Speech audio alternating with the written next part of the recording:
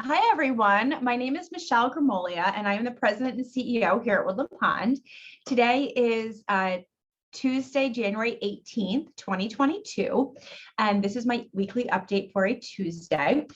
This will be available for reviewing on our WPTV channel, channel 1340 at 4 p.m. and 8 p.m. today, and available on our YouTube channel anytime that you want to search that up, and I will send out a link shortly after we are done here today.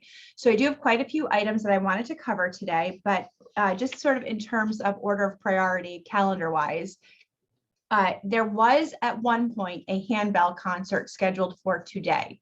That has been postponed and a new date has not yet been identified. Instead of that handbell concert today, we will be featuring an additional Martin Luther King Jr. observance in the form of a special programming called How the Dream Started. That's going to be emceed or hosted by Rhea Stein at 2 p.m. in the PAC. So if you'd like to watch, come and join for that, you certainly should. That should be a great time. And that program will include the presentation of a YouTube documentary, reenactment of Sojourner Truth's famous 1851 Ain't I a Woman speech, followed by one of Dr. King's most famous speeches. So go ahead and feel free to join that today at 2 p.m. in the PAC. Then more calendar items. So tomorrow, which is January 19th, we do anticipate resuming just about all of the congregate activities, including a return to the unmasked activities that we were doing before Christmas. And that's in the community building and for independent living. We still do have a few precautions in place in the health center, but we do expect those to be lifted in the coming days. We will give you information about that. So effective tomorrow, the dining room will be back open, the main dining room that is. I confirmed with the team today, we do still have reservation availability at least 2 of the seatings. So if you'd like to have dinner in the dining room tomorrow, go ahead and call Ruth at the hostess station or send her an email and she will get you booked for a reservation. The pool will be open with no signups. So as long as you've got a partner, you can go swim. The fitness center is available to more than just a single household. So basically, we're going to go back to where we were sort of before Christmas.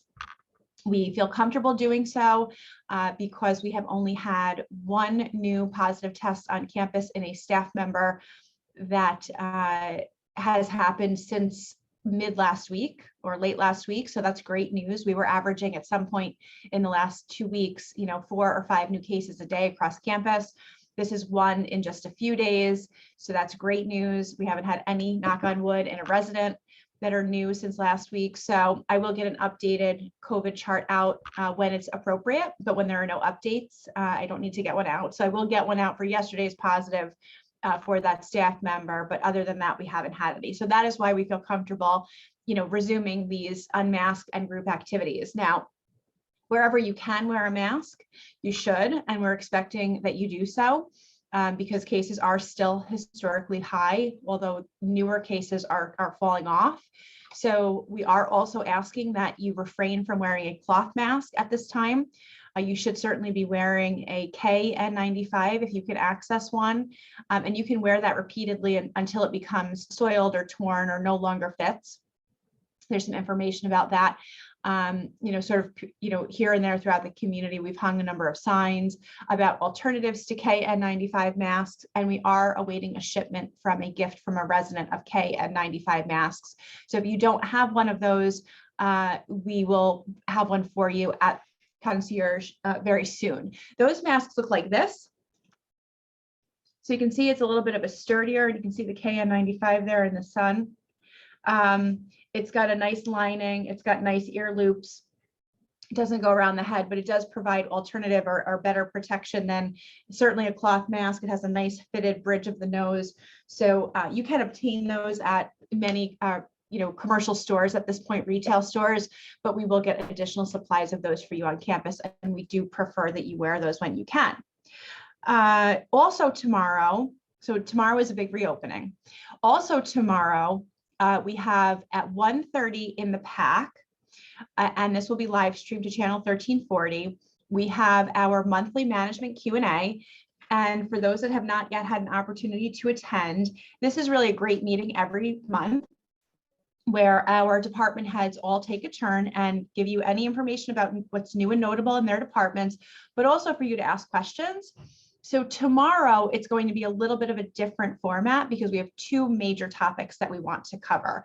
So rather than all of the department heads sort of rotating through and giving you updates, we're going to update you on two topics. So first is going to be an update to our dining program, where we are in terms of recruiting a replacement for Ronnie, other steps that we've taken in our action plan based on the survey results that we got, and also a summary of the survey results. So what you can anticipate is that this afternoon, before I leave work today, I will be issuing a dining memo that outlines really sort of where we are, the summary of the dining survey results, and what next steps to expect. So we will touch on that tomorrow in the management Q&A.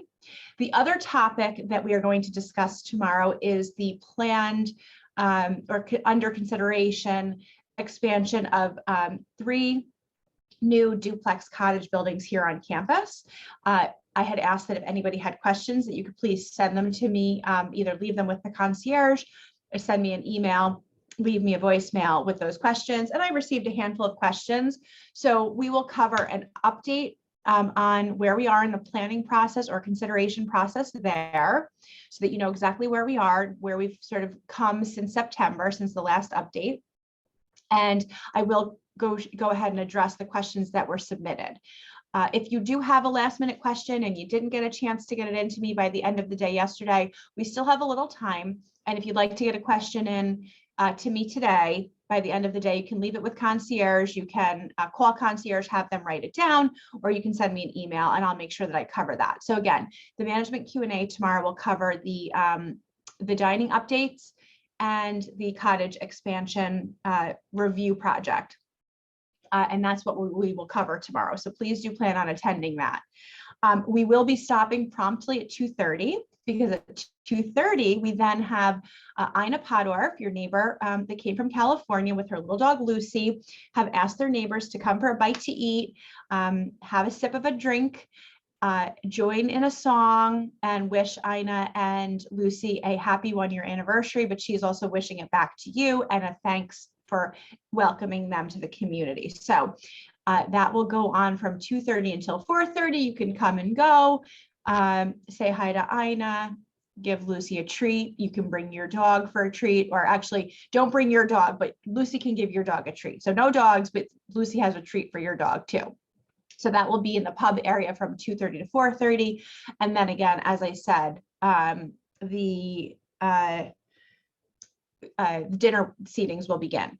Now, about dinner tomorrow. So you all received a menu, either you've gotten it in your, if you get them in your mail cubby, or if you get them via email, or if you get one from Ruth. So you are able to pre-order dinner tomorrow night if you're not eating in the dining room. But tomorrow we go back to our normal 3 to 4 p.m. pickup slot. So you can have delivery.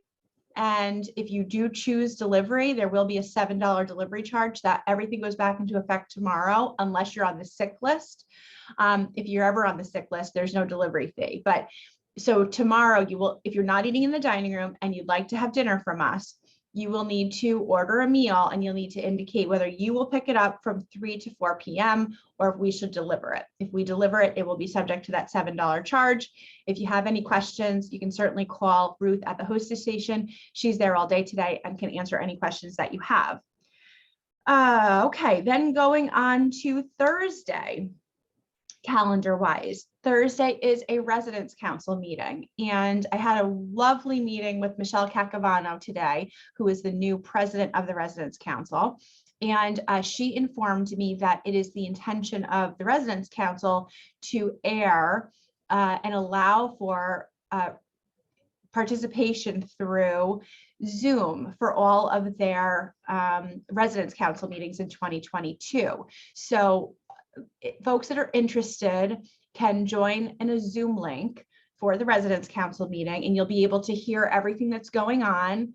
And then that way, you know exactly what's being discussed at the residence council meeting. And of course, those meetings are open as are all committee meetings. So any committee meeting, council meeting that you see on your calendar, you're more than welcome to drop in and attend. But if you prefer to watch on Zoom, you will be able to watch the Residents Council meeting this Thursday on Zoom on your computer or on your TV if you're savvy. That starts at 10 a.m. and we will be emailing the Zoom link out to our email listserv.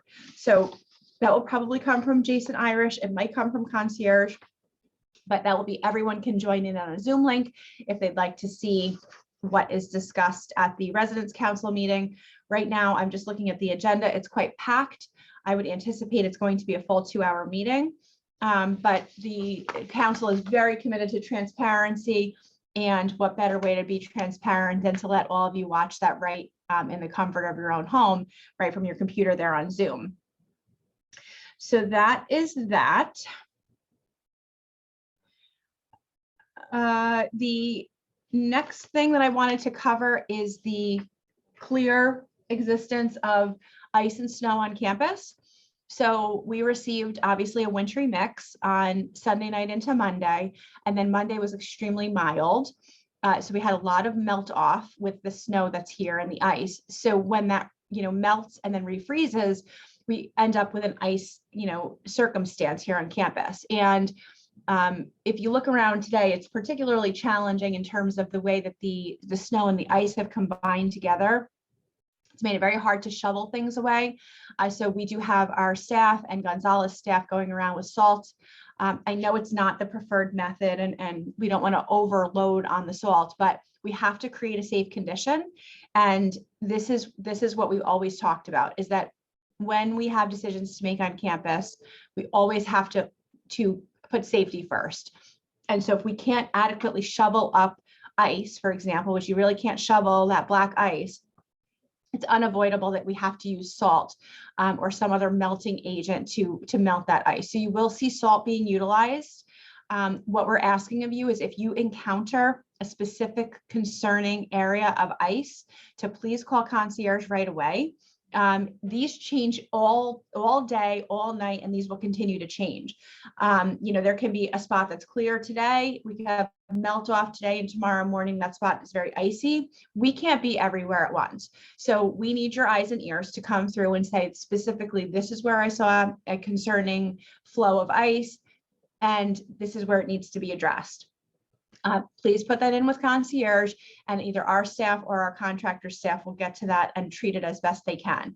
In the meantime, everyone should be aware and cognizant that it is winter in the Northeast, and there is going to be ice and snow. So wearing sensible shoes with rubber base, especially if they have some tread to them, is what everyone should be doing. Please, no slippers, no slick bottom shoes. If you don't need to be going out and about, to your car, don't right now, because there's still leftovers from the storm. We can't leave our good Northeast snow scents at the door just because we're living at Woodland Pond. I know sometimes it feels like a bubble, but Mother Nature doesn't create a bubble. So, please just be careful with your decision making and your choices of footing. Please look down, make sure that you're stepping where you need to, nice flat steps, get a good grip before you transfer your weight, those kinds of things. Those will all help you. If you have any concerns about getting into your vehicle or something, you can always call Concierge. They will help with what they can. And again, reporting, very concerning areas of ice, black ice especially, which is impossible to shovel. Please notify us, and then we can treat that for you. And I think that's all I have for today. I will be in the office the bulk of the day today, actually all day, but I do have several meetings and then the remainder of the week. So if you need anything from me, you know where to find me. I will talk to you soon. Thank you.